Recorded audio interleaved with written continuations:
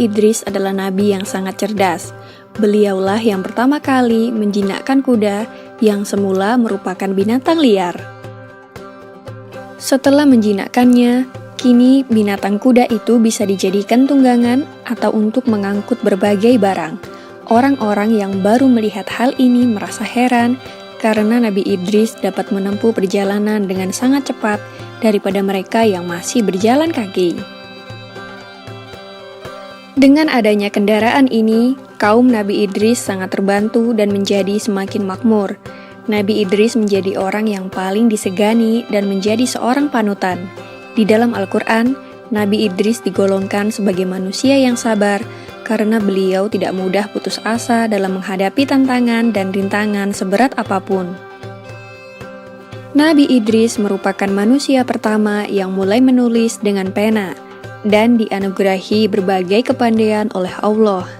Di antaranya ilmu alam semesta, ilmu tulis-menulis, dan ilmu berhitung. Beliau pula yang pertama kali menjahit baju, sehingga membuatnya lebih nyaman dipakai daripada baju yang masih terbuat dari daun dan kulit hewan. Selain itu, beliau juga menguasai berbagai macam bahasa. Oleh karena itulah, beliau dapat dengan mudah berkomunikasi dengan manusia lainnya. Beliau juga pandai membangun rumah sederhana yang indah dan nyaman, sehingga banyak orang dari berbagai daerah yang menirunya dan meminta bantuannya. Dengan ditemukannya berbagai teknologi hasil penemuan dari Nabi Idris yang membuat kaumnya lebih makmur, kaum anak cucu Nabi Adam lainnya yang berasal dari Qabil menjadi sangat iri. Mereka pun mulai merencanakan sesuatu yang jahat dan mengganggu kaum Nabi Idris yang sedang bekerja. Semakin hari, kaum dari Qabil semakin bertambah jahat. Mereka mulai berani merampas harta benda kaum Nabi Idris dan melukai para perempuan dan anak-anak. Jumlah mereka pun juga semakin bertambah banyak, karena orang-orang yang tidak mau bekerja ikut menjadi golongan dari kaum keturunan Qabil. Karena kejahatan kaum keturunan Qabil semakin meresahkan, para penduduk pun mulai melaporkan berbagai kejadian itu kepada Nabi Idris. Nabi Idris lalu pergi menuju sebuah bukit dan memohon pertolongan kepada Allah Subhanahu wa Ta'ala. Pada usia 82 tahun itulah, Nabi Idris diangkat menjadi seorang rasul untuk memberikan peringatan kepada seluruh umat manusia. Maka Nabi Idris dengan segera melaksanakan tugasnya sebagai rasul dan memberikan peringatan kepada kaum keturunan Qabil untuk kembali ke jalan yang benar. Nabi Idris berkata kepada mereka, "Hai saudaraku, berhentilah mengerjakan perbuatan jahat dan mungkar. Ikutilah jalan kebenaran seperti yang diajarkan Nabi Adam." Namun setelah diperingatkan oleh Nabi Idris, kaum keturunan Qabil malah menjadi sangat marah. Mereka malah menantang Nabi Idris untuk berperang.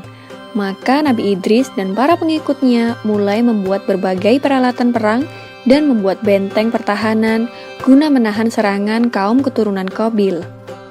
Akhirnya peperangan pun terjadi. Selain menjadi seorang nabi dan rasul, Nabi Idris juga merupakan seorang panglima perang. Beliau berperang dengan gagah dan berani sehingga mendapatkan julukan Asadul Usud yang berarti singa dari segala singa karena tidak pernah berputus asa dalam menjalankan tugasnya untuk memerangi kejahatan. Nabi Idris adalah ahli strategi yang sangat pintar, sehingga beliau dan pasukannya selalu dapat memenangkan berbagai pertempuran. Namun semakin hari, kaum keturunan Qabil yang mungkar dan durhaka itu makin bertambah banyak jumlahnya, dan tidak terhenti menyerang para wanita dan anak-anak dari kaum Nabi Idris. Maka Allah Subhanahu wa Ta'ala memerintahkan Nabi Idris beserta kaumnya untuk berhijrah dan meninggalkan negerinya untuk menuju tempat yang lebih aman. Demikianlah kisah Nabi Idris alaihissalam yang tiada henti berperang dengan kaum keturunan Qabil. Nama Nabi Idris diabadikan di dalam Al-Quran dalam surat Maryam ayat 56 dan 57.